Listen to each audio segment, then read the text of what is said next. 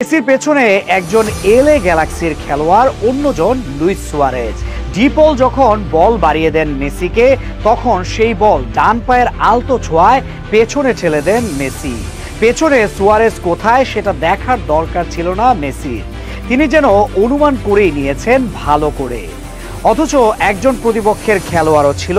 তবে সেসব কি মেসিকে সামনের চোখে দেখতে হয়?